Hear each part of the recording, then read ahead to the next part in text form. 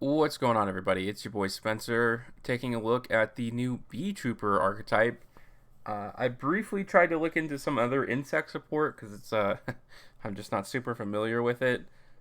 There was a few Battle Watch stuff that was really generic insect support. There's a lot of insect support, like in general, or insect cards, I should say, but they're pretty old, so I'm not sure how many will be relevant. And maybe there's a few ways here and there that people can kind of join these together. I'm not sure. But I'll take a look at these cards for now, and if anything interesting pops up with it, I will cover that, of course. Here is the first card here. Wow, very good English for me. Beetrooper Scout Buggy. This is a level 3 wind insect type effect monster. 1000 attack, 300 defense. You cannot special summon monsters except insect monsters, which is fine, of course, because it's an archetype.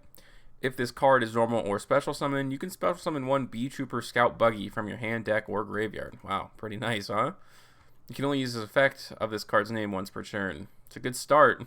Anytime you're special summoning it from anywhere, you know you're doing pretty well. I mean, you can play a lot of one-ofs if, you know, all these cards aren't super fantastic. This card says this is Beetrooper Scale Bomber. Well, it actually looks like the actual card. If an insect monster is normal or special summoned to your field, except during the damage step, you can special summon this card from your hand. Alright, again, so far so good. I think this is a Link archetype, so obviously this is making sense. When a monster your opponent controls activates its effect, quick effect, you contribute one insect monster, destroy it. You can only use each of the effect of this card's name once per turn. Okay, cool. So I'm like, if you do this and like, you know, you're special summoning something, or you know, you're able to special summon something else, you know, because this card has lots of flexibility. And I think one of the Battle Wasp cards lets you special summon a level 3 insect from the hand, meaning you can get another one out there, so you can go into a Link 2 and kind of just like leave this out here. 2000 defense is obviously pretty decent. So very cool. Beetrooper Sting Lancer, very nice. This is a level 7 wind insect effect, so we'll see if it's worth it.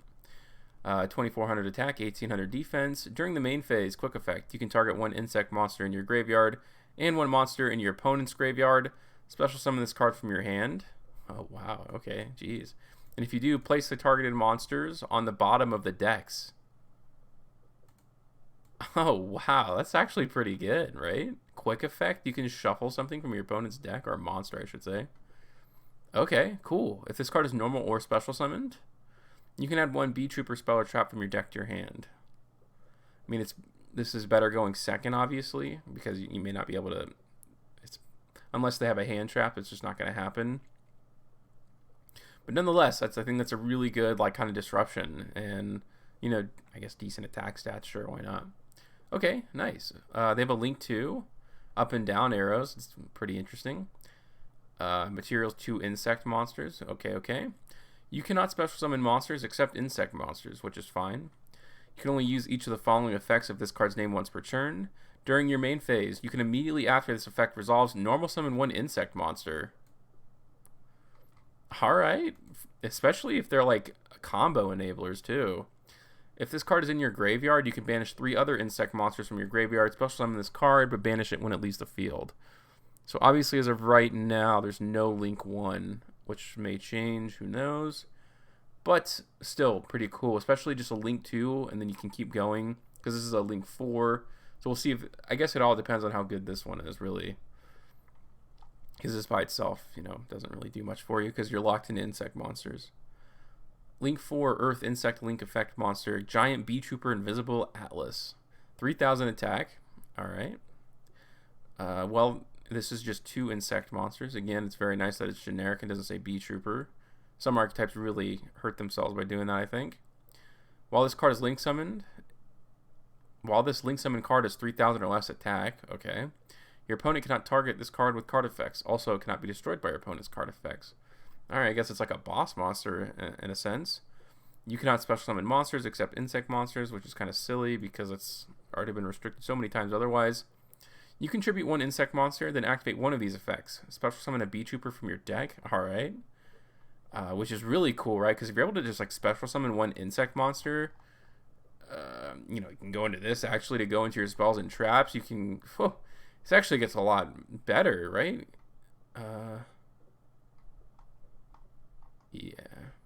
Okay, so this one I think I misread it. You can only special summon another copy of itself.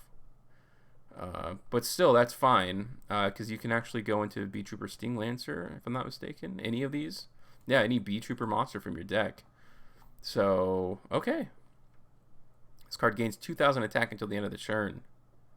Oh, okay. So you can either go to 5,000 attack, which is nice, or, special summon a Beetrooper. If any of these spells are traps and good, this is like a really good foundation. I'm actually really digging with what this is doing. Even if it's not like super meta relevant, I really feel like, just having these kind of good cards is a great place to start. This is a field spell. Everything has to have a field spell now.